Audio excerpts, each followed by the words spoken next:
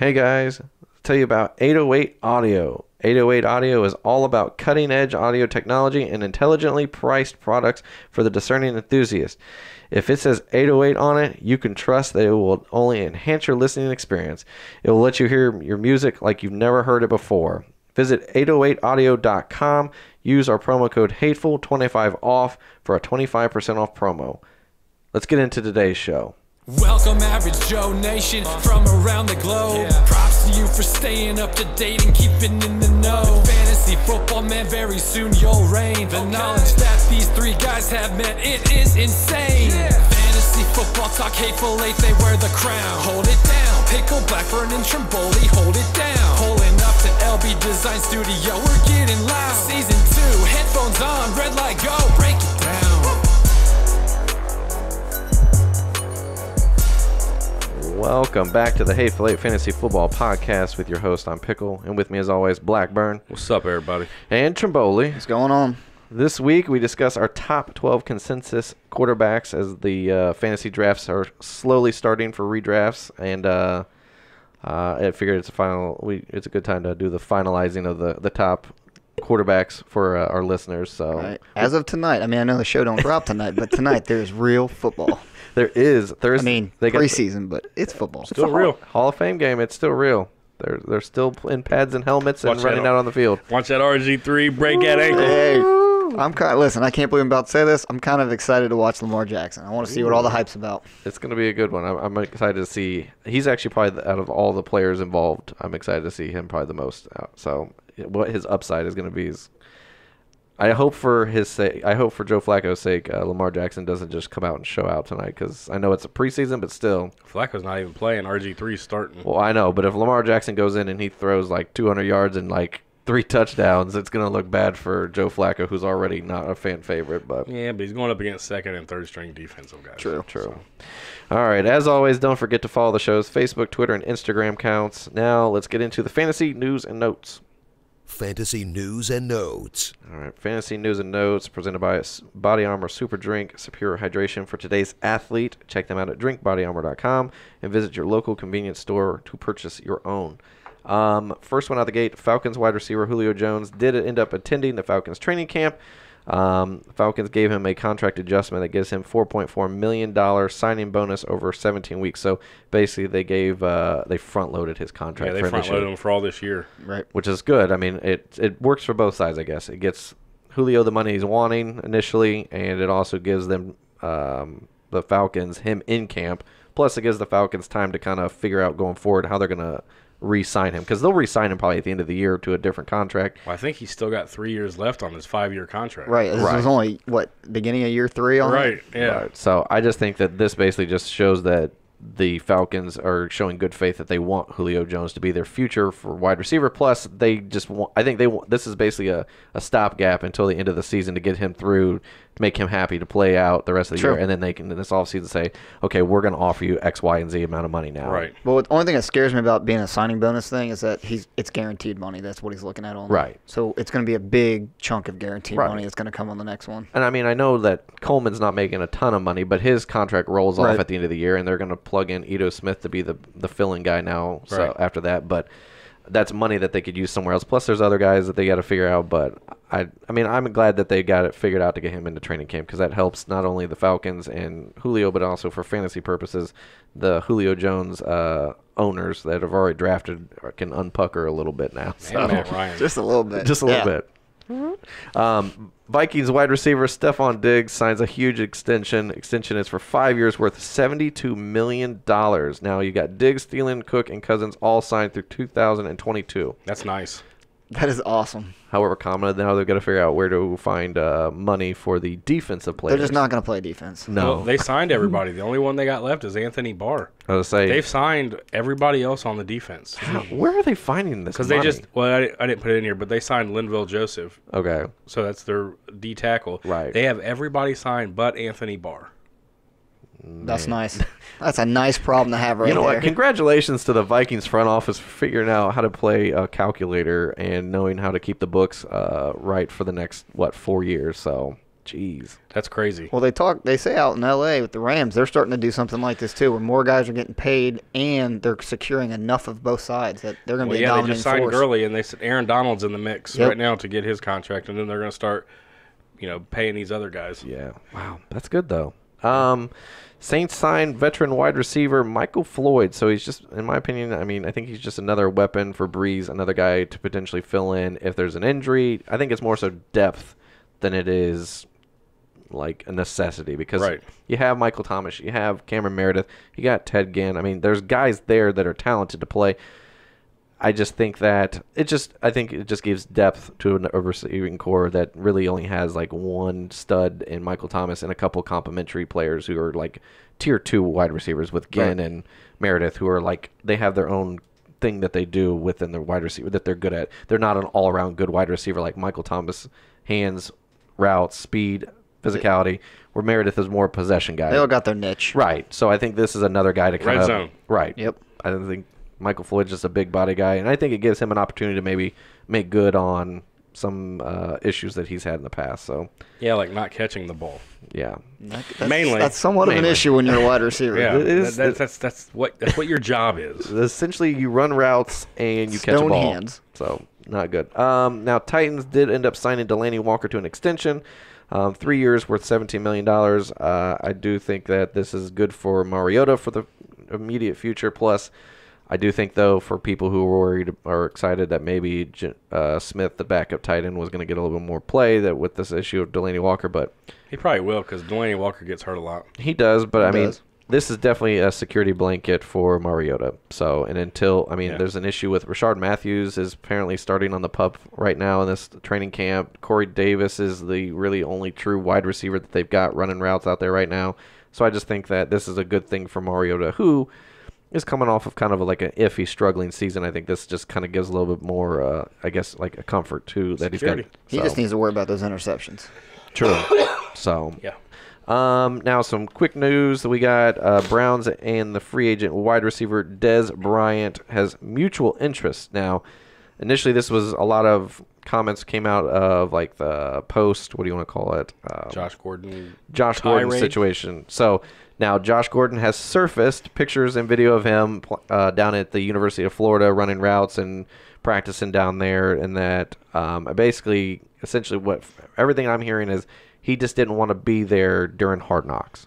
Yeah. So, I think that's a good. If for a guy who's dealing with his own off the field issues to man up and say, hey, it's not going to be good for me if I'm here. I'm not going to be able to do what I need to do performance-wise on the field. I'm not going to be focused on getting myself right for the season. I'm going to be too worried about the cameras and interviews and everything else. I think that's a good thing. It kind of shows a maturity for Josh Gordon to say, hey, I think it's best situation that I step away. Now, do I think the Browns know and are keeping tight tabs on where he's at and what he's doing? Yes, but I don't know. I think that's a good thing. But Dez Bryant's name coming up with the Browns is not a bad thing, but as long as Josh Gordon is still on the team and not suspended, Dez Bryant's not going to be signed to the Browns unless they get rid of like Corey Coleman or something. You think he hasn't signed there yet because HBO knows that Hard Knocks is there, so they don't want Dez of our lives to like interflict? They have contract True story, issues, 'cause he'll take over all the camera time. Well, seriously, it will. Right. That daytime drama thing was just done. I didn't even think about that. You know what? That's good though.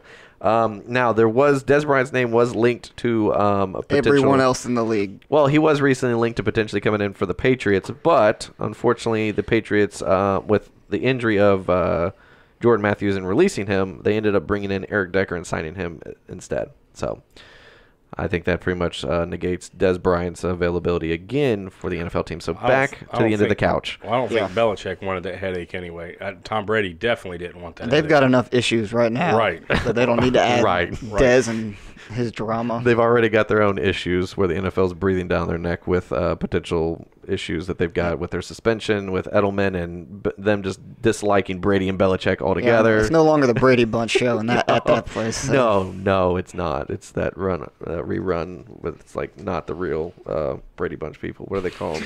What? Not that Brady. You know what? The movie when they came out, they did a Brady Bunch movie, and it wasn't even like the original. A remake? Yeah, that. It's a remake. Oh, whatever. man. I'm just gonna move on.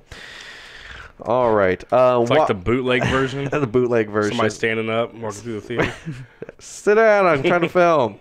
All right. Anyways, now we do have some injury news. While I'm starting this, why don't you pull up? I sent you a message of Dr. Jesse Morris's message. Figured it'd be easier for you to read. Now, we're calling this segment. Sure it is. Yeah, we're calling this the Hurt Locker. So we figured it was. There seems to be injuries every day. So by the time we record the next week, I'm sure there'll be more. But the first one, and this one is kind of to me, it's more bigger than what it seems, I guess, just reading it. Seahawks wide receiver Doug Baldwin to miss a couple weeks with a knee injury. Now, I know Pete Carroll said, he's going to just take a couple days off, maybe a week or two. He'll be fine, though, blah, blah, blah. That's their main go-to wide receiver. I think that's bigger news than what people are wanting to believe. Yes. Doug Baldwin is not an injury-prone guy. He's played through injuries. He's played through the difficult pains of the season, and he's never missed like that. So for him to take time off at the beginning tells me that there's a little bit more underlining issue. This whole preseason's done. Right. So that tells me there's something that they're trying to keep a tab on, whether it's some sort of MCL, PCL, whatever, ACL, like slight tear, or if there's some sort of structural issue that they're trying to see if it's going to heal on its own.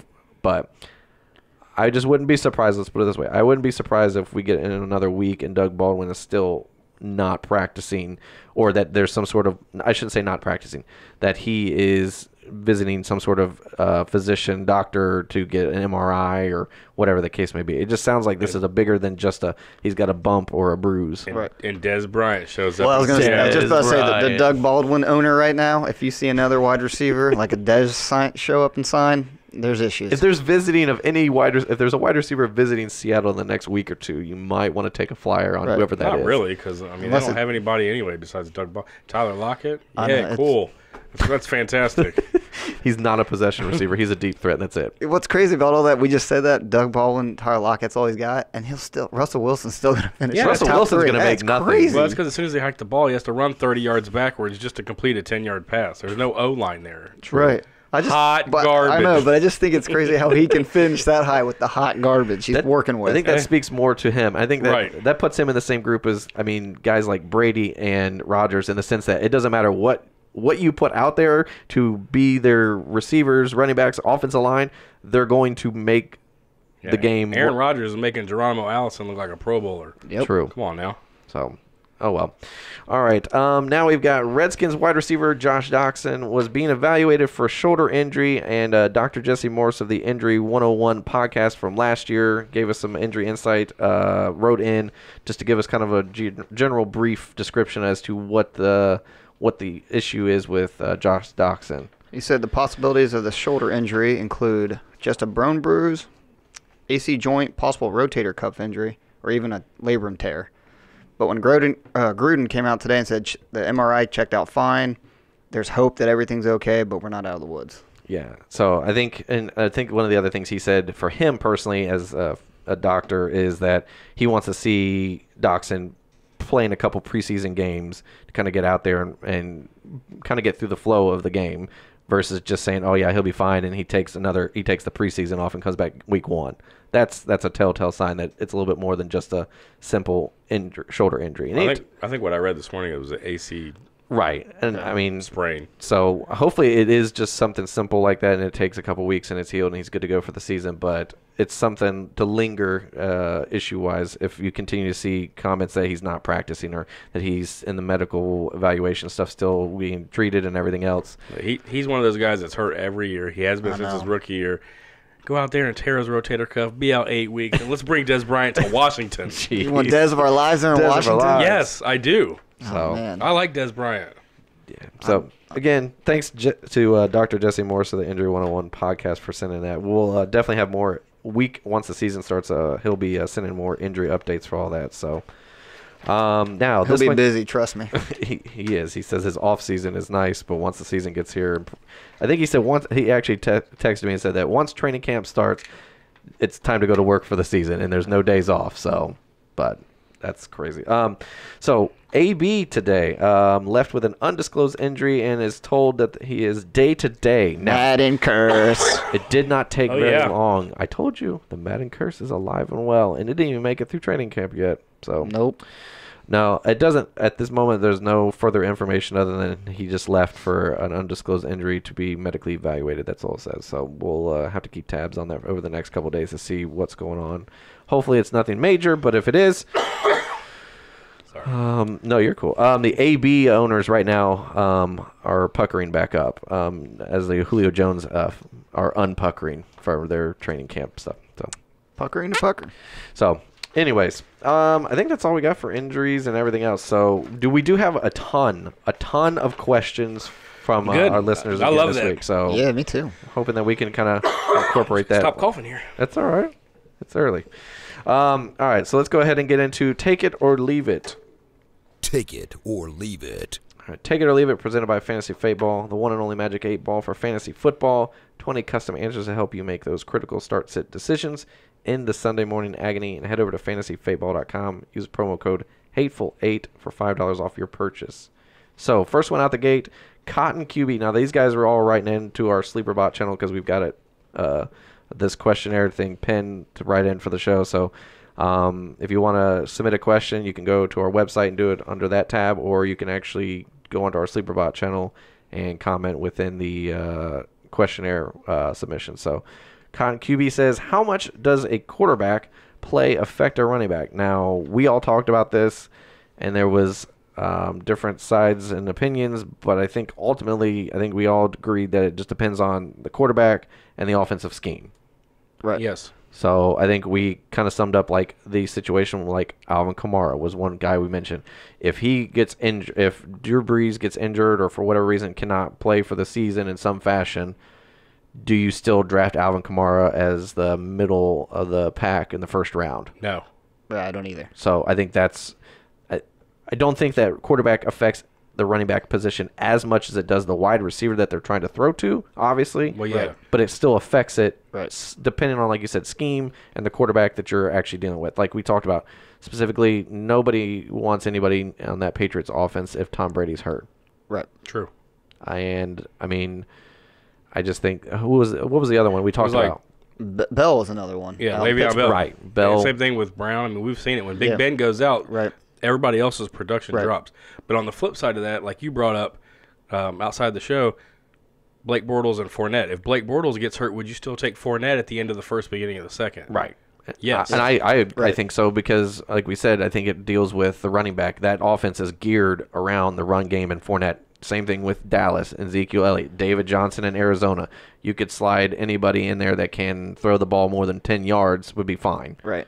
And that's not negative on saying that quarterback is awful or not a good quarterback or whatever. It's just showing that offensive scheme, like we said, is more geared toward the running, run more game. running back friendly. Right.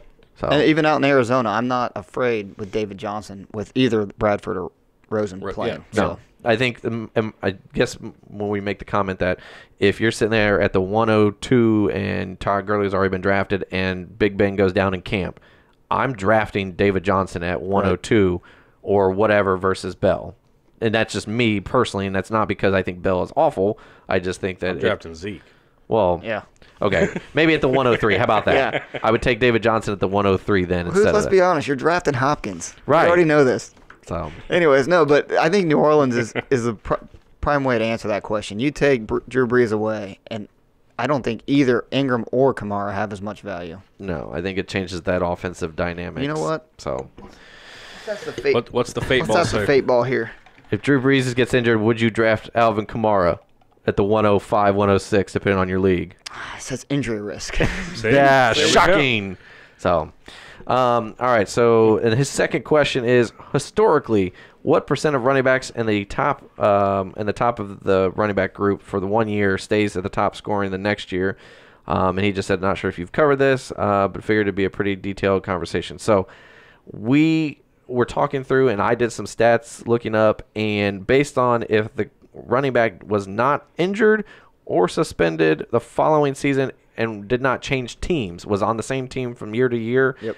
it was a 70, I think it was like 70.5 or 70.6% that they returned to that form. The only ones that did not are the guys that are going from like 28 to 29 or 29 to 30%, which we talked about with the DeMarco Murray and LaShawn McCoy, and things like that.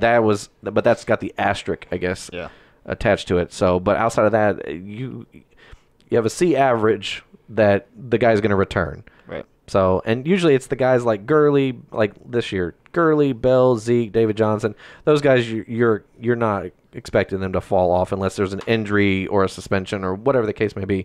But if they play all 16 games, they're going to be top 5. Right, and that's what I was saying. If he was thinking all top 5 scorers, like Zeke was not a top 5 scorer last year, but he was suspended those 4 games, and he still finished like 9 or 10 overall. I mean, so if he had those games back, he's a top 5 scorer. But I mean, in Zeke, I looked. See, that was one of the guys. I looked, and Zeke for those games while he played, before his suspension took an official effect, he was a top 5 running back. So that just shows you that the guy. That's why we talk about running backs early and often in these drafts, because they're stud guys, and there's not many guys that get that many carries right out the gate as a stud running back, and especially the ones that catch too. Right. And then there's such a mix once you get past that number 12 spot that can fluctuate every year. That could be number ones, could fall in that running back 1 category. That's why you have to get on these guys while you can, especially in dynasty leagues. Right. Now Staller wrote, best spot to draft in a 12-man league. I think we've all talked about this. Surprisingly enough, the middle of the rounds are kind of in the middle of the draft makes it kind of easy. I feel like being at the snake ends kind of sets you up for potential uh-ohs. In a 12-man league, if you're drafting at the snake spot, like the 12, you're getting 2 tier 2 players. Right. Whereas if you can get 7, 8, you're getting a tier 1 player, even if it's an Antonio Brown or Hopkins. Right. Or if one of the running backs slide, if somebody takes Brown, you're still getting a tier 1 and then a tier 2 player after that. Right. So I would like the 7, 8 spot. What I like about, so I'm a 6-7 guy, but same idea is I like that I can dictate the trends. Because that's what's going to happen in the real draft. Mocks are great, but they don't dictate the live person trends. No, it goes off ADP. Right. So you can decide when, you can kind of see when that's going to shift. We just did it in our listener league. We kind of saw the trend that this tight end thing is going to kick off here. Let's grab one while we can. Right. Same idea. The middle gives you that option. The ends, you're left with what you got. Yeah. I mean, at the corner, and it can screw you. Yeah. I mean, unfortunately, you have to reach sometimes at the ends because you can't be left in the dark. If you're drafting 1, prime example, you're going to get the number 1 running back. Now it comes back to you. You might have to look at what's the top tight end on the board, what's the top quarterback on the board, on the 2, 3, 4 spot, because you don't know what's going to be left by the time it gets back to you. Right. I mean, you're really having to set yourself up for, you might have to go or pick a guy around earlier too than you would have if you were in the middle of the draft. I mean, it's just, I like if I had to choose. If I had to pick one of these snake ends in a draft, I would want the end of the draft, because then, like you said, you get 2 picks back to back. Right. The first pick, cool. You got David Johnson, Gurley, whoever you chose as your number 1 overall pick. However, then you're stuck with like you said, you might have to take a tight end. You might have to take an Aaron Rodgers or somebody like that at the second turn, and then on the snake pick there, you take another receiver or running back. I mean, you're going to get a low tier 2 player, and then you're going to be reaching for tier 3 players. Right. I just feel like that's where I feel like, it's cool that you got a number 1 overall pick, or you got the 12th pick and you got 12 and 13. That's great, but as the draft goes, you're going to be at the back end of runs, and you're basically going to be standing there waiting to see what falls to you, and you're like, okay, well, I know that when I pick at the next turn, and my next pick of the turn, this guy and this guy's not going to be there, so I have to grab him a round or 2 early, and it sucks to be in that spot, but I like the middle of the spot. So anywhere for me from 6 to 8 is a good spot, in my opinion. I feel like you're getting in the first round, you're getting potentially one of the running backs if they slide. If not, you're getting Hopkins or Brown, and you're coming back around and you're getting like a CMC, Fournette, something like that. Cook. I was gonna say you get Cook, you got Jordan Howard. These guys, CMC, they're all falling to you at the second round. Right. So, and that to me is not a bad spot to be in. But right. And actually, the first 6 picks for me are kind of easy. Like, I'm okay with any of those 6, and then after that, I can go back and forth. Right. That's why I kind of like 6. But I get where you're coming out with 8, because you're quicker on the way back on the snake, which means you're going to get that better player. Because if the first 5 running backs are gone, right. you could choose between Brown, Hopkins, Odell Beckham, right, or if you even want to throw Julio in the mix, and then on the turn around, you only got to wait 4 picks, and you're right there for Fournette, Howard, Hunt, whoever as a running back. Right. Yeah. I mean, so I would say middle of the round. So for us, depending on personality-wise, it sounds like from anywhere from 6 to 8 is a good spot to drop in. So now, Big Papa Rhino. This is an. I love that name. Yeah, no. That's my new favorite. Big Big Papa Rhino. Rhino. I don't know. I still like Nacho Taco. Don't worry, he wrote into. Let's see. How about which offensive weapon to target from the Chargers outside of Rivers, Gordon, and Allen? So guys that potentially could be high upside, guys that may not be the big 3 out of the Chargers offense. We mentioned Mike Williams as the wide because he's probably going to be the wide receiver 2 in that offense. Well, Tyrell actually was the number 2 last year. Right. So that's why I was saying him, but it's either Williams, Well, still Williams deep. was hurt. Right. Mike was hurt. That's the only reason why I Right. think he's going to see a lot more. And then it's either tight end. Right. Gates. If Well, I'm they hearing bring it's in. Gates Right. that's going to come back. Their backup tight end got hurt, not the Right. immediate, I know, not the I know. immediate. That's not why the I immediate don't even tight know end, what to but say because apparently their training staff does not like the tight end position out Hunter there. Henry was supposed to be the guy this year. Sorry, R.I.P. Hunter. no, you cursed him. Right, I The did. pickle curse. I did. And then running backs, I know a lot of people are immediately saying Austin Eckler would be somebody to pick up as a late stash if you're worried about Gordon's being injured. But Josh Jackson a rookie out of Northwestern, seems to be the same skill set as Josh Gordon. Melvin Gordon. Sorry, too many Gordons. Melvin Gordon. Flash Gordon.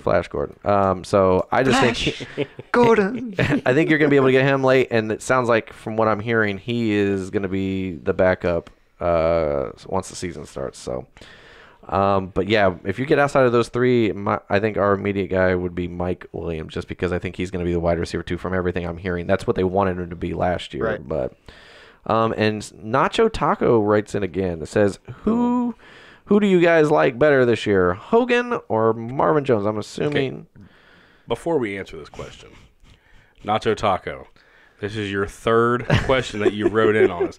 So obviously you listen to the show. You know who we like. You know who we are going to say in this. Yeah, but if I could say Nacho Taco's name every show, I'm a happy guy. So True. So Marvin Jones Yeah. or Chris Hogan? I'm going with Marvin Jones all day. Now, if you can't get Marvin Jones, then I think Hogan through the first 4 games while Edelman's gone is definitely going to yeah, be if you can't get skyrocketing. Jones, you have to take Hogan. That's the question. I would take Hogan for 4 games, circle back 2 rounds later, and get Julian Edelman. There you go. There you go.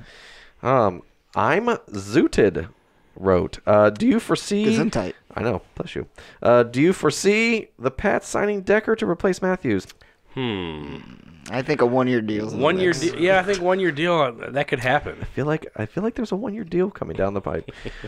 Yeah, so unfortunately he wrote it in apparently before the official news came in earlier today, but yeah, so definitely we foresee the Pats signing Decker.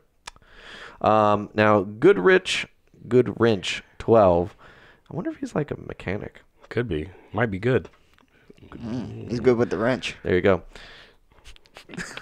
Anyways, he says, I have the number 1 pick geez. in a 12-team half-point PPR. With the mocks I've done, it's safe to say I'm snagging Gurley, CMC, and Mixon as his first 3 picks. He says, but that leaves me mainly with tier 3 wide receivers. He says, do you think that's a safe way to play? Absolutely. Yes. Yes. Running backs early and often. Now, I'm not saying completely skip over a Antonio Brown or a Hopkins or something like that in the first round if he's there. And If you can get Gurley, CMC, and Mixon in your first 3 picks, that's amazing. Yeah. Because like we said, you can get a Hogan later Yep. in PPR and then sneak back and get Edelman, or you can get a Jamison Crowder, Cooper Kupp. That could be your 2 PPR half-point PPR receivers right there. Because you'll be dominating that flex spot. True story. Right. You got Mixon as your flex spot. Let's Yeah. just put it that way. So it does, I mean, Done. just saying. mail it in. Just Done. mail in. Say I want my championship trophy sent here, please. Yeah, because I mean, I think we've looked at it. The biggest thing for like the PPR setting, whether it's half or full, wide receiver pool is so much deeper, like talent wise, and like the point differential is a lot closer than people give versus like a standard scoring. So Well, for our listener league, is a 14-team league. yeah, Our first 3 picks were Alvin Kamara, Christian McCaffrey, And I don't know how. LaShawn McCoy. LaShawn McCoy in the 3rd round. Shady aftermath. Love it. That's 14 team. Will the real Slim Shady stand up? Boom. 3rd round. And we got Alshon and Jarvis Landry as our receivers. Main receiver. With Cooper Kupp. Jimmy Graham's the tight end. Yeah. So I'm just saying You can do that. Go heavy on the running backs. I mean, like we said, the biggest thing is for us for running backs is, and you've made this very clear for you specifically, is the value of running backs in that top tier is so much greater when you go outside that bubble versus the top tier wide receivers and you step outside the bubble. Yeah, the best way to do it is do a mock draft, do 12 or 10, whatever your preference is, and go wide receiver heavy. See what your running backs are. See if you like that. Then See how flip it uncomfortable and you do are.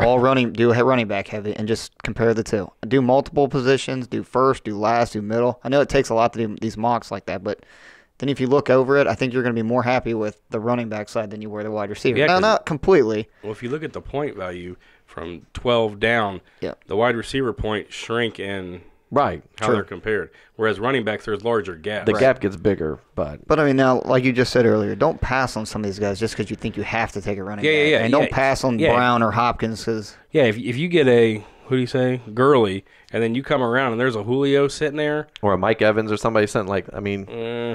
Well, I mean, Evans is going Evans is going to the 3rd round. I'm just saying, but if I would take Keenan Allen over CMC. right if he's sitting I think there. I would too this year. But I mean, I agree with you. I just think you don't pass on a top tier wide receiver if he's sitting there. However, you also You don't reach for one just because you need one. right. The wide receivers are going to fall to you in the draft. Believe me, there's plenty. I mean, to me, specifically in a standard league, I am loading up as many running backs as possible because that takes the element of success for the receivers because that receiving group's kind of small. The gap gets even closer because you're not getting points for the PPR receptions. Where in PPR, I've seen guys get away with doing no running backs and just doing heavy wide receivers. 3 wide receivers. Because the running back group, there are more guys incorporated in because of the PPR setting. Right. Where I think in the standard, you can't go. I mean, I could be wrong, and you can tweet at me at jpickleTH8FF if you have a roster that had no running backs the first 4 rounds and somehow in a standard league and it looks good. Great. You managed to foil everyone's plan, but I've not seen a good mock draft of any kind in a standard league with no running backs for the first 3 or 4 rounds and just going heavy wide receiver. I've not seen one. Your running backs are, as Blackburn would say, hot garbage, and you're just praying that they get you like 7 points a game. So, all right, I mean, listen, I like Rex Burkhead, but I don't want him as my RB1. No. Right. So No, that's a bad day. All right, that's all we got for the questions. So thanks for sending those in. Just keep sending them in. We'll keep answering. Keep them for coming. you. Keep them coming. So, all right, let's get into the final segment today. It's going to be our consensus top 12 quarterbacks. Rankings quarterback. You're my boy, Blue! Indeed. you're my boy. I wanted, The tank. I wanted the Rodgers discount double check, but I didn't get it. I didn't get it in there in time. Sorry. So, I'm now. disappointed. Presented by Stat Route. Dominate your league. Get the stats used by pros. It's going to be live for the general public the second week of August. Now, you can get any stat, any player, any team available in under 5 seconds. That is their guarantee. So, Nice. I'm just saying, that's crazy to think that you're able to get that. Listen, I was just messing around with it the other day. Yeah. I was just comparing some of these top quarterbacks because basically what I wanted to look at was Kirk Cousins in prime time. Yeah. He was great in prime time, and now he's on a good team. He's gonna with the flex schedule the NFL does, maybe potentially more prime time games. Sign me up. 2 years ago, he obliterated Green Bay on national TV, and last year he obliterated Oakland and Kansas City. He was like 25 fantasy points a game on average or something like that. I mean, don't quote me I just looked it up real quick, but that's what you can find at Stat Route. So Right. That's and awesome. They've got the weather. They've got that incorporated, so you can look at guys. So if you've got a running back that you're looking at, and he plays in the cold weather 3/4 of the season, you can see how does he stack up in the snow, how does he stack up in the rain, things like that. I'll tell you something else I looked at because I'm a guy that's going to draft a quarterback late, so I'm going to probably have 2 guys that are similar, like maybe like 11 and 14. You can look how they play against their own division. Yeah. That's how you can play them each week. Which is important. True. Right. Home and away splits like Big Ben specifically. Yeah, So, Yeah, that was big. Huge. So, yeah, so you can head over to statroute.com and get a sign up now, so that way you'll get notified when it officially goes live to the general public. Now, we will have a promo code for you guys once it officially goes live, so be tuning in the next couple weeks when we get that, and to make it a little bit cheaper for you guys to sign up to get these awesome stats. So, all right, top 12 quarterbacks. I feel like it's close enough to the fantasy draft window that we can set these in stone. Now, obviously, if somebody gets an injury in camp tomorrow, this could potentially take an X to somebody's name, but overall, these are the guys that we have ranked as top 12, and we even threw in the guys that are right outside the top 12 just so you can see where they are, and we've got our actual where we've got them ranked, each person. So those are available on our Patreon account for consensus rankings for a cheat sheet for drafting wise. So I like it. Get your cheat sheet. get your cheat sheet. Get it now while it's hot. Not Nathan Peterman hot turnovers hot, but anyways, That's really hot. that is so Like hot garbage. yeah. All right. So quarterback one for everyone across the board is Aaron Rodgers. No questions asked. Each of us have him as number one, and I think that's. I don't think we really Pretty need to go standard. into why. We don't need to really go into depth as to why we have them all as number one. It's So because of Geronimo Allison. right. Yep. Geronimo. Just saying. They need to find a guy whose last name is Cannonball, so they can Geronimo Cannonball. No. I thought What next? Marco Polo? Marco Polo. I was reading what this thing just said. Sorry. Go ahead. What do you got? Anything? ADD Society. ESPN's Rich Kamini Sure. reports Isaiah Crowell is expected to be, quote unquote, a big factor in the Jets' offense this Yeah, year. Well, because seeing how- Elijah McGuire's Yeah, down, and they wanted to Nick's Ball power out. here, so it's like, and he's a late running back. He's a That's running back another one. You one. can get all them receivers and then Yeah. get Crowell. There you go. oh, there you go. I'll dominate you with my Right. heavy running I'll, backs. I'll keep my girly CMC and Mixon. Yeah. Right. Have fun with Crowell. True. Now, quarterback two for us across the board. Surprisingly enough, I really thought one of us would be not have him, but Russell Wilson, number 2. Doesn't get enough love. Well, it's not that he doesn't get love. It's first of all, he doesn't have an offensive line, so he has to run a lot and throw. And he, like Pickle said earlier, he does it all by himself. Yeah. Well, that's what I mean, but we don't ever talk him up. We talk up everyone else around him, but this guy's doing it regardless what's being thrown at him. I said last year if he was healthy all season, I said he's going to be a top 5 quarterback, and he was. So Well, last year he depended on Jimmy Graham a lot. Jimmy Graham's gone. Paul Richardson, I will say that. Paul That's Richardson, his deep threat's gone. He's got Tyler Lockett, who is hit and miss, and he's got Doug Baldwin, who now has knee issues. and he's got 2 running backs that, whether it's Chris Carson or Rashad Penny, he's going to have to use in some fashion. I really hope they start throwing to the running back With more, a crappy O-line which would still. help out. Oh, that O-line is I mean, they did bring in awful. J.R. Sweezy today or yesterday. Sweezy. But just saying, I mean, I don't get really excited about that. No. I just like saying his name, Sweezy. Squeezy. I know, it's like Rico Gathers in Dallas. Yeah. Keep that Rico train going. Suave. Hot garbage. He is. Number 3 quarterback. Now, we have him across the board as 4, but because of the next guy we'll mention after him, That's where the debate begins. The debate begins. This So, guy screwed up across the that That's board. one. disrespectful, first of all. It is not disrespectful. Number 3, Tom Brady. We all have him as number 4 across the board, and that's why he came in as our number 3 quarterback. But I think we're not too worried about the age situation for Tom Brady. No. We're not worried about that Edelman's going to be gone for the first 4 games because somebody's going to find a way to catch the ball. My only concern for him, but the Patriots always seem to overcome this, is the first year where the issues are internally, not like normally their issues are it's them against the league kind of thing. Right, with them against Like other recording teams. practices or deflating Yeah, balls, right. something like along those lines. Kind of cheating. know. Yeah. Kind of that This gray is area. like now it's a trainer issue. It's a coach issue. Is Gronk going to be here? Is he going to go wrestle? I mean, what do we have here? I like Jimmy G. Tom and Belichick Yeah. didn't. And So this is the first year I got some concerns with Brady. But like I said, you want a team and a quarterback that are going to overcome all that and be at the top of the mountain. It's these guys. My thing is, I agree with you on that, but Belichick and Brady are both professional. They've been around each other long enough. They'll tune that out. True. My issue is the offensive line. They lost Nate Solder. They didn't really get anybody that was up to his stature to take over that left tackle position. I think they ended up moving a guard, if I'm not mistaken, over to left tackle. Right. and that's a And question Brady mark. got hit a lot last year, which Right. was not. I mean, which was uncommon in the past years. Right. So I'm worried about the O-line a little bit. I would say that's my only question mark with the Patriots team in general. I'm not worried about it because Brady, like you said, Brady and Belichick are going to handle their business behind closed doors. They're going to use whatever bulletin board, news article clip, whatever the ESPNs and Fox Sports and all of them say that they're done, they're over with. I mean, how many times in the past couple of years have we seen when Tom Brady or whatever, and he has a bad game, and everybody's blown up? Is he done? Is he finished? Is it over? And then for the rest of the season, he lights it up because he uses that as motivation. Him and Belichick, they play chess when everyone plays checkers. How about that? Right. Ooh, naughty. They do. Just saying. Well, there's a reason why they won their division for a decade. Yeah, and that's what I'm saying. If that relationship is actually strained, as they make it out to be, or we reading about, then that's the only concern I have. Right. Yeah. Right. We'll see. But, I mean, I if think Brady gets blasted, I mean, that's when the age will come into effect. True. Because the healing is not he's not going to heal like a 20-some-year-old quarterback at 40 years Like old. Wolverine. He's not going to heal like that. No. Speaking of healing, those things aren't going to come out of his hand either. No animanium there. Anyways, Hurt Locker. That's Locker. where he's going. yeah. Speaking of injuries, coming off of one is the next quarterback in our group, number 4, Disrespectful. Deshaun Watson. Now, Blackburn and I have bought into the Deshaun Watson. I'm not drinking that Kool-Aid, man. no, I'm so- not on that cold. It's good. You should get a sip. Just saying. Yeah, it'd be really good when he's hurt again. No.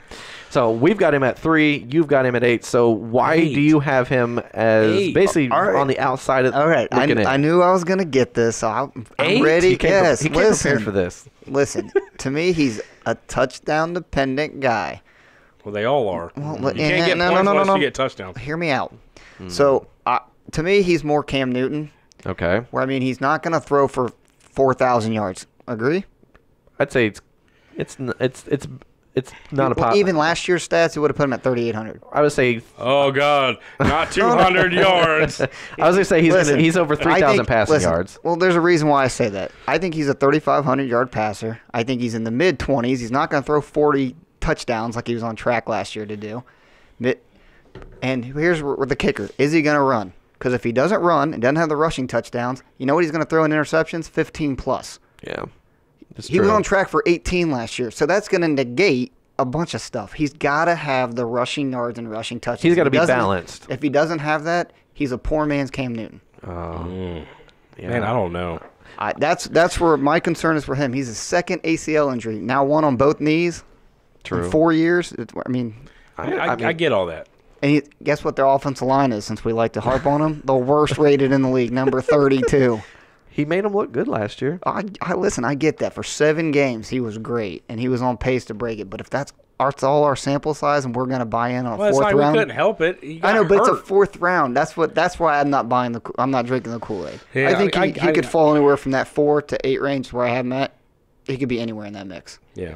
I mean, I understand. I mean, I'm not going to be getting any Deshaun Watson shares in any leagues because of where his ADP is going at the moment. But if it's like the 6th round, I would have no problem drafting him as my quarterback in the 6th round. Now, I'm not saying I'm taking him in the 3rd or 4th round like he's going pretty consistently, Right. because that's too, as I will say, too rich for my blood to take a quarterback that early. But that's just my drafting style. Unless your name's Aaron Rodgers. True. I might True. take Aaron Rodgers in that 4th range. So But I'm with you, too. I'm not drafting him as current ADP. However, if I do draft DeAndre Hopkins, and I come down in that 4th or 5th range, and he's sitting there, I'm thinking about that stack. I get listen, I get the stack. I understand. Listen, to me, it's too rich. It's just way too rich. But if you look at this list of quarterbacks here, Right. you think about upside here. You would take Cam Newton over Deshaun Watson? Yes, because he's going to have 600 or 700 yards rushing, and he's going to have 6 touchdowns rushing. Those are 6 points. That's what I'm saying. If Deshaun Watson has 500 yards rushing and 4 or 5 touchdowns, I'm taking Deshaun Watson as number 4. You would take Drew Brees. Yes. Listen, without Ingram now this year, he's going to pass the ball a lot more. He's going to be north of 3,500 yards. He's going to have a high touchdown rate. I don't know, man. Same thing. Kirk Cousins, he's going to throw for 4,000 But yards, here's a the thing, bunch of touchdowns. I give you Cousins. They're going to pass more. Deshaun Watson's not a running quarterback, though. He's a pocket. That's what I'm saying, though. So if he doesn't have north of 4,000 yards and he's not having north of 30 touchdowns, what is he giving Okay, you? but you gave him 3,500, so you're saying the 500 yards is going to make that much difference? 18 turnovers, potentially. It was on track last year. That's 36 points he's going to negate. Fine, now get that back. You're going to want those 500 yards passing now. Yeah, but I don't know. That's my point. That's my problem. I see your point. Because Cam Newton's he's gonna throw 16 interceptions a year, but he's gonna run the ball in for 6 touchdowns on the ground. Right. That's so now you're negating his turnovers. I just think, for me at least, Deshaun Watson, at least the Houston skill players, I think, are better than some of the other players mentioned, like depth-wise. They've got 2 wide receivers that, in my opinion, that have high upside. They have Hopkins and Fuller, who has way too many upsides. Cam Newton's got ton. I mean, you literally look at these guys. A lot of them. Russell Wilson. Wilson. He's got Baldwin, and that's about it. Rodgers has got Devontae Adams and whoever the wide receiver 2 is that week. I'm just saying, when you get outside of, in my opinion, Rodgers, Wilson, Brady, those guys can win you games with nothing. Deshaun Watson, Cam Newton, Cousins, Wentz, Breeze, Stafford, all these guys, they all have multiple pieces. Couldn't agree with you more. So I feel like that's, to me, I guess if we had to put a line, tier 1 for me is Rodgers, Wilson, and Brady. Then you go into the next group, which I think it just depends, because I think Cousins is going to throw the ball a ton. I think Wentz is going to throw the ball and run. I think Breeze is going to throw the ball a ton. Stafford's going to throw it a ton. Big Ben, throw a ton. Rivers. To me, you've got Watson, Cam Newton, and Wentz, if you want to throw that in a mix, of guys who are going to be a balanced run and throw quarterback. Outside of that, these other guys that we're going to talk about, they're all pass, and that's it. Yeah. Well, I mean, and like we said, I think 31 points separate 45 points separate the number 2 guy and the number 12 last year.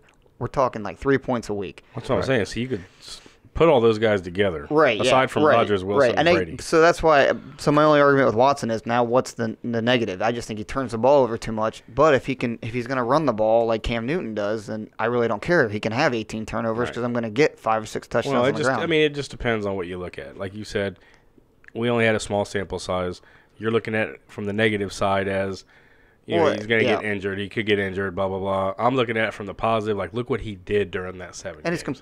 But his numbers are all touchdown-based. His completion percentage is only 61%. Okay. Ranked him 22nd in the league. The highest was only 78. Right, but that's what I'm saying. But he's 22 on all the quarterbacks. You know the guys that finish above him, or the guys we're talking that I have ranked above him.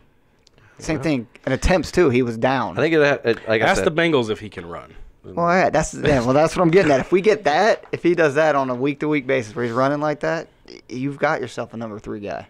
Yeah, I don't know. I just think that ultimately what it comes down to is your comfortability with quarterbacks overall, but that's just... This will be a great thing to look back on at the end of the season. I almost moved him. I'm like, I know I'm going to be the lowest one, but I'm like, that's good, though. It gives the debate factor, because I'm sure a lot of these people listening out here agree with you that, yes, he doesn't deserve to be that high. Right. I mean, I don't mind taking, because like you said, with the quarterbacks as long as I'm getting him at the right price, I don't mind drafting Deshaun Watson. No, I'm not, like we said, I'm not taking him in that 3rd or 4th round. Yeah. But if I get him in the 6th round, at the 6th round, I would take him over any one of these quarterbacks. If I had Hopkins as my 1st or 2nd, if you that slid changes, to the 2nd, it changes it. I would bump Watson up to my 4th round pick just to ensure the stack. And then you could come back later and get an Alex Smith, Phillip Rivers.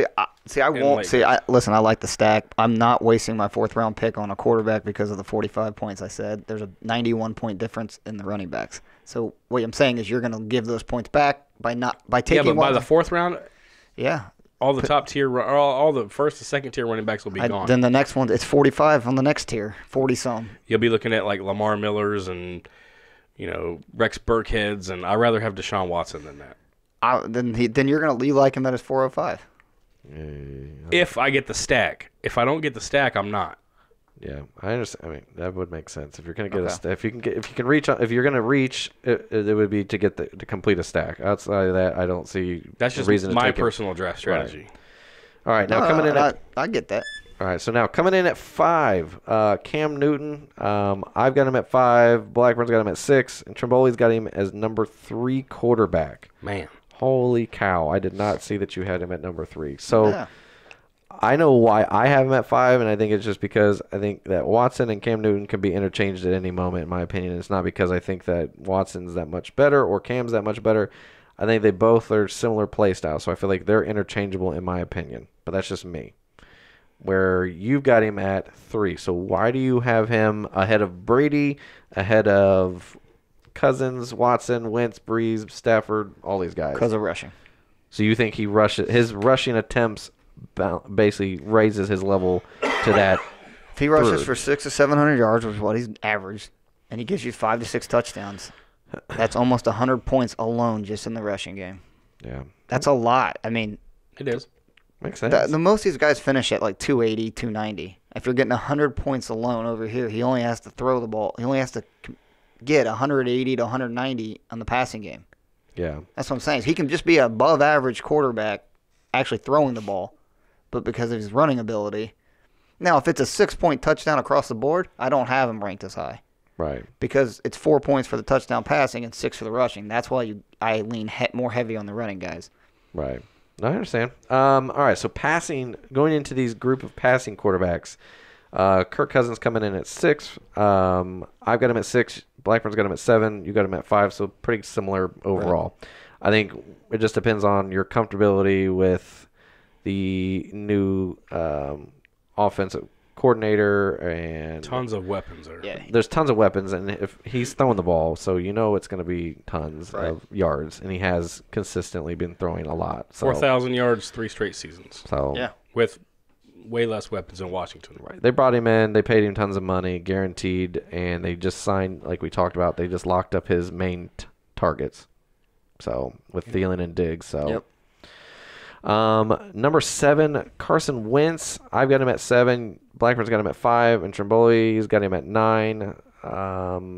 Why do you have him top 5, Blackburn? Because ours are closer, obviously. I'll piggyback. He can run, too. He makes impossible plays.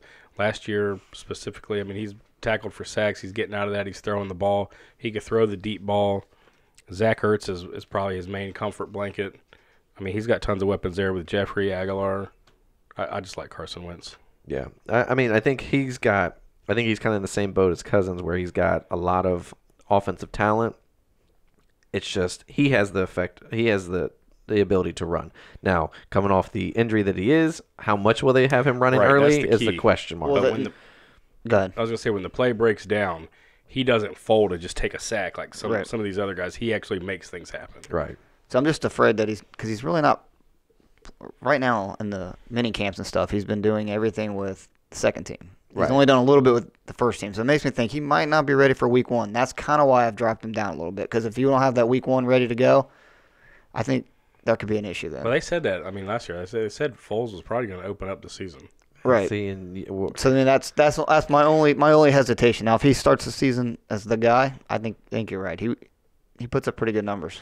I think that's why I split the difference at 7, is just because if he's going to start and he's all ready to go for the season, he's a top 5 quarterback. However, there's too many question marks still early on. I mean, we can still adjust him and move him up or down as the draft gets closer to the season. But at this current moment, I've got him at 7 just because I feel like that's a good, comfortable spot because of the unknown with the leg injury and the fact, like you said, he's running with a lot of the 2s. Foles has taken a lot of the 1s. And we know the game that Carson Wentz, like you said, plays. He's a throwing quarterback who can, when the play breaks down, he's like a Russell Wilson. When the play breaks down, he can find a way with his feet to either move the pocket to get somebody open, or he's going to take off with his own. Well, that's what he's good at. He doesn't just put his head down and take off running. No. He's looking down the field to throw while he's running away. So I think it's a good spot for him at the moment. Now, Drew Brees coming in at 8. I've got him at 9. Blackburn's got him at 8. Trimboli's got him at 6.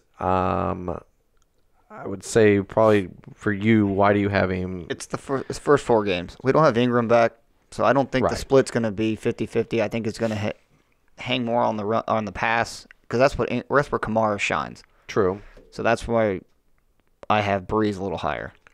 I see that for the first 4 games, but when Ingram does come back, assuming he's still there, they're going to go run heavy just like they did last year. Last year was a shock to all the Drew Brees faithfuls out there, because he's used to throwing 35 to 40 times a game, and that was cut down a lot because of that run game. I think we're going to see the same this year when Ingram comes back. I say that's the reason why I've got him where I've got him, and I think I just played into the factor.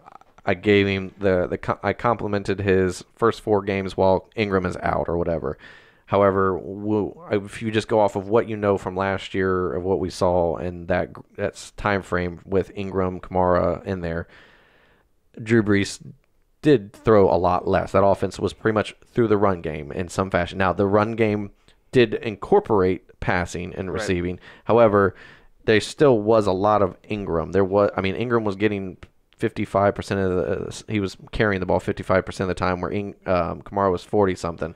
I mean, Kamara was the number 2 reception guy on that team, and that plays into the factor for the first 4 games. And I think that's what's going to get him a good base layer, if you want to call it that, like to start out. But I see, like he said, as Ingram comes back, I see that slowly chipping away at his points total. Especially as the season goes yeah, on. but I mean, Tom Brady had the same issue from weeks 8 to 13. You know, he was only averaging a little less than 18 points a game, but his first set of games were huge. That's why he's finished where he finished. So. Right. So, now this one, I'm actually not surprised. I was initially surprised seeing that he made it into the top 10. I'm just happy he made the top 10. Now, Matthew Stafford at 9. I've got him at 8. Blackbird's got him at 11. Trimboli at 7. We know why Trimboli got him in the top 7, because that's his guy. That's my boy. That's his quarterback. He's all about the Detroit offense. I've got him because I just feel like that offense is going to continue to be a pass-heavy offense, and with Kerryon Johnson being in there, I think they're going to use the running back still in that heavy passing offense. You, on the other hand, have him at 11. Is there any particular reason, or is it just because you think that next couple guys we mentioned are just a little bit better offensively? 2 things. One, they got a new coach. Yeah. Matt Patricia. They got LeGarrette Blount. They got Kerryon Johnson. That shows me they're going to put emphasis on the run game. 2, Matt Stafford, aside from Blake Bortles, is the king of garbage time. True. Okay, like how many times last year did they have to come from behind? They're playing from behind practically in like 60-70% of all their games. That's where most of his points come from. So if they're ahead, they're going to just keep using the run game. He's not going to be getting all those points. Is my thing. They have to rely on him throwing to come back. But Blount, over the last few years, has never been I'm going to carry the ball a lot. I think Blunt's only really there for a goal line and a change of pace. I get that, thing. but I That's think it. with Matt Patricia there's going to be a different offense. I think it's going to be more run incorporated than years past. So that's why I like Matt Patricia them in the run game this year. I think they're going to incorporate it more. Stafford gets most of his points playing in garbage time or having to come back at the end. I don't want to rely on that every week is what I'm saying. That's why I got him ranked a little bit lower. Right. So for the podcast people, they're not going to really get the joke, but their camera died, so we had to start back up. So R.I.P. R.I.P. to the battery. But yes. Fella. So who's our technical producer? Yeah, that guy behind the counter. Hey, you're fired. Anyways, all right. Number 10, Big Ben at the number 10 spot. I got him at 11. You've got him at 9, Blackburn, and Triboli's got him at 10. So pretty comparable spots in my opinion. I just think. You know what? I'm kind of surprised he made our top 10 a little bit. Why? For some reason, we throw a lot of love at Rivers. I really thought Rivers might make it up there. He did. He's the next one. He's the next one. Well, yeah, but he didn't. That's why I just meant in the top 10 Top spot. 10? Well, I mean. I know they're interchangeable. You look at Big Ben, what's the first thing you think of? Antonio Brown, Le'Veon Bell. Yep. Then you add in Juju Smith-Schuster. Right. There's tons of weapons there in Pittsburgh. Yeah. So. No, I agree. But I like Big Ben. I just have a hard time putting him in the top 10. It's not because I think that the offense is bad. I don't know, man. I just always have a question mark with Big Ben. I always feel like he's when you buy in, you're all in on Big Ben. Somehow he finds a way to screw it up, and the home and the away splits really makes me question him. That's the one thing. And he has that one garbage game where it's like, really? You got all of you about like 7 fantasy points. You're just like, thanks, I appreciate that. That's a week that I actually needed that points, but I don't know. Like you said, there's too many weapons. But he's the one guy, though, I think, if he goes down, Schuster, Brown, and Bell all drop. You might as well go ahead and write off that Steelers offense because who is it? Is it Joshua Dobbs? Yeah. He's next, and then they brought in Mason Rudolph, which I think I like Mason Rudolph. I say Mason Rudolph, to me, is the better of the two overall quarterback-wise. He's similar to Big Ben, in my opinion, talent-wise. He throws the ball hard. Knock your eyebrows off. That's Josh Dobbs. All right, let's on to the next one. All right. Right off. Right. Wow. Number 11, Phillip Rivers with 1 L. What? That's how you spell it. That's how you spell Phillip Rivers. He doesn't spell it with 2 L's. He spells it with 1. It's All I different. see is P. Yeah. I know. P. Rivers. P. Rivers. All right. I've got him at 12. Blackburn's got him at 10. You've got him at 11. Triple A. I think ultimately we all agree that he's a top 12 quarterback. Every year, Yep. he gets drafted way late, ends up in that 10 to 12 spot. Right. So Why not? there's no reason he's not going to be there. Right. Why proven. not? As long as he's healthy, why not? So, number 12, finishing out the top 12 consensus, we've got none other than the guy who actually is throwing the football, a real football now. Not the fate ball. Not the fade ball. He's throwing the Duke. Andrew Luck. I've got him at 15. Blackburn's got him at 14. And Trimboli has put him right on I think the I'm cusp. drinking the Kool-Aid again. The cusp of the quarterback ones at 12. So, Nah, be honest with you, for me right now, it's that he's healthy and he's throwing. I know what he can be, and that's why I have him at 12. But I tell you what, he is one that fluctuates with me a lot. He looked really good the other day in that camp. I was like, as long as he is healthy and that Camp arm video. is truly ready to go for the season, I'm all in and putting him in the top 12. I just still have got him at 15 because I need to see a couple preseason snaps to kind of make me feel a little bit better. See him maybe get hit once or twice in the preseason game to feel a little bit better about him overall. That's my only question mark with him. As long as he's healthy, he's ready to go.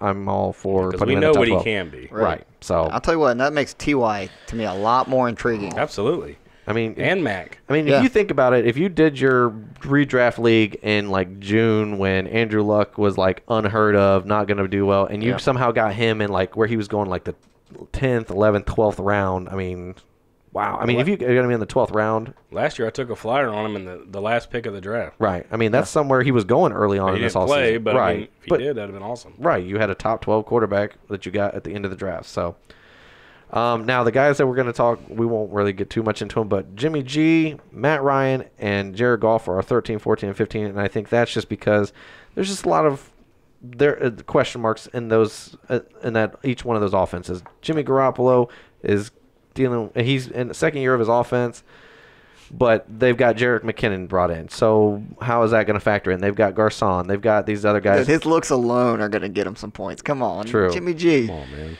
Matt Ryan and Steve Sarkisian's offense. Yeah. Running back heavy. We've seen the decline. And then Jared Goff has a guy named Todd Gurley as his main point. And let's not forget Tyler Higbee. Tyler Higbee. He's going to break out. Breakout. So I just think that when you look at these guys, I mean, we talk about tiers and we talk about where these guys are, and some of these guys are interchangeable depending on your personal preference of quarterbacks. But overall, I mean, we talked about from, you said quarterback, what was it, 1 to 12 was? Or 2 to 12. 2 to 12 sorry. was. Only because the outlier is Wilson had ridiculous numbers last year. And 347. And now if you got Rodgers and Wilson, I think that it's going to be groups somewhere between 3 and 12 is going to be, the points is going to be close. So. 2 quarterbacks for me not to sleep on that are going way late that could come up. Eli Manning and Alex Smith. Yep. Eli is a sneaky draft guy at the end of your drafts. Well, now that they got a legit run game, yeah, and they re-shored up that offensive line. Mm-hmm. You got a healthy OBJ, Sterling Shepard, Evan Ingram came on last year. That could be dangerous. And if for whatever reason that defense is like it was last year and 2 was years horrible, ago? Well, 2 years ago when they were good. right? If they're good or bad, I mean, I just think that this offense that you've got now, Eli actually has talent that he doesn't have to force the ball, and we all know that Eli is not like his brother who's going to be able to take over a game. So with no talent, Right. So. All right, that's all we got for today. I want to say thanks to you guys again and for tuning in to the show, whether it's the podcast or the YouTube channel. Please check out our site, thehateful8ff.com, where you can check out articles. This week, Mickey Garcia at SBI Mickey wrote about his new article. I just drew a blank. I was making sure I said his name right. I keep thinking about Mickey Mouse when I see his name. Hey, Mickey, you're so fun. You blow my mind, Mickey. His was...